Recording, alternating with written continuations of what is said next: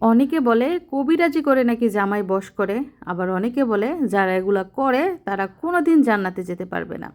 এগুলা নাকি কুফরি। আর আমি গেলাম ছেলের স্কুলে হাজার হাজার টাকা দিতে, কিন্তু ছেলের ক্লাসে গিয়ে দেখি ওমা সব বাচ্চা উধাও। আসসালামু আলাইকুম।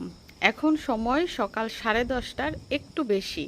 তো এক বাচ্চাকে বাড়িতে রেখে আরেক বাচ্চার কাজে যাচ্ছি, মানে আমার ছেলের স্কুলে যাচ্ছি আজকেও বকেয়া বেতন এবং স্কুলের গাড়ি ভাড়া পরিশোধ করার জন্য।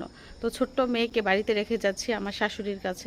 আসার সময় মেয়েটা কান্না করছিল, আমার কলিজাটা জ্বলতাছে মেয়ের জন্য। তো বাচ্চা রাইখা একটা মিনিটের জন্য আমার কোথাও যেতে ভালো লাগে না, আবার নিয়েও যায় না সাথে, ভয়ে গাড়ি ঘোড়ার রাস্তা। বাড়িতে থাকে, নিরাপদে থাকে। তো আমার ছেলে মিশারিকে ইংলিশ ভার্সন স্কুলে পড়াই। এটা হচ্ছে রিসিট, বকেয়া বেতন পরিশোধ করার রিসিট। আর দেখুন আজকেও হাজার হাজার টাকা সাথে করে নিয়ে যাচ্ছি। এখনকার স্কুল মানেই হচ্ছে টাকার স্কুল, টাকা ছাড়া কোনো কথা নাই। কিছুদিন পরে পরেই হাজার হাজার টাকা স্কুলে দিয়ে আসি। এখন ভাবেন, বাচ্চার বাবা যদি বিদেশ না করতো, বাচ্চার বাবার ইনকাম যদি ভালো না থাকতো, তাহলে তো এত ভালো স্কুলে পড়াতে পারতাম না, এত এত টাকা খরচ করে। তো আল্লাহ রিজিক দিয়েছে বলেই কিন্তু এত এত টাকা বাচ্চাদের পিছনে খরচ করতে পারি। যাই হোক, আকাশটা মেঘলা, একটু আগে দেখছেন না কত রোদ, আবার মেঘলা হয়ে গেছে, আবার না জানি বৃষ্টি নামে। বাইরে কাপড় চোপড় শুকাইতে দিয়ে আসছি, নিব শাশুড়ি নিব বৃষ্টি দেখলে। তো যাই হোক, আল্লাহর নাম নিয়ে রওনা করি। ওই যে এখান থেকে গাড়িতে উঠবো, এক গাড়ি একদম স্কুলে গিয়ে নামবো।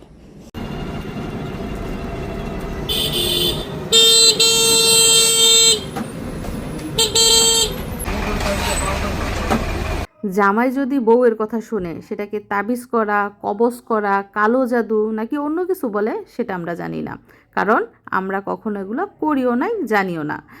আর আমার স্বামী কখনো আমার বসে না। তার পরিবার সম্পর্কে তাকে যদি কিছু বলি সে পাত্তাই দেয় না। আর এজন্যই আমার শ্বশুরবাড়ির পারিবারিক সম্পর্ক অনেক মজবুত এবং অটুট। শাশুড়ি যা 4টা ননদ ননাস নিয়ে সংসার করি, তাও কখনো ঝামেলা হয় না। এই যে দেখেন, এটা হচ্ছে সেই ব্রিজ, সেই জায়গা যেখানে আমি আর মিশানের উপর দাঁড়িয়ে ছবি তুলেছিলাম স্কুলে যাওয়ার টাইমে। এর মধ্যে কিন্তু বৃষ্টি পড়তেছে, দেখেন গুড়ি গুড়ি বৃষ্টি শুরু হয়ে গেছে। বাসা থেকে যখন বের হয়েছি তখন অন্ধকার ছিল না, আর এখন একটু বৃষ্টি হচ্ছে।